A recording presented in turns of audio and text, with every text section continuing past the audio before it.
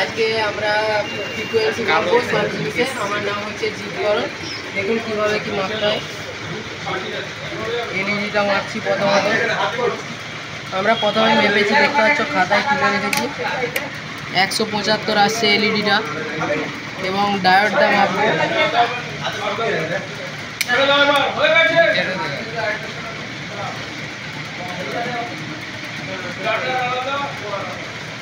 $498 আসছে এটা। Transistor মাপবো।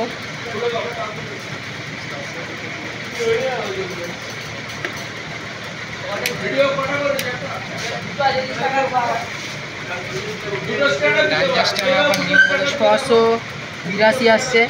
Transistor মাপার একটাই নিয়ম, এই দুটোকে প্রথম মাপতে হবে, মিডিলেরটাকে আর এক সাইডেরটাকে প্রথম মাপতে হবে। এটা যদি না আসে লালটাকে এতে মাঝেরটাই দেবে এবং কালোটাকে সাইডে দিয়ে দেখতে পাবে। আর একটা এই সাইডেরটা মাপতে গেলেও একই নিয়ম, আসছে না দেখতে পাচ্ছ, এর পরেরটায় আবার আসবে। ট্রানজিস্টার এটা মাপা হলো। তারপরে ফিউজ মাপবো।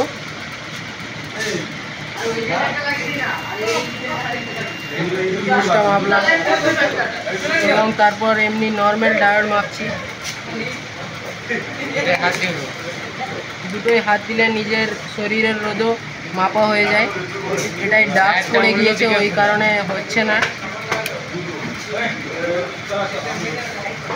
আসছে 1600 আসছে। এটাই ডাস্ট পড়েছে বলে হচ্ছে না ঠিকঠাক। এটা 559 আসছে। জানার ডায়োড মাপছি এখন।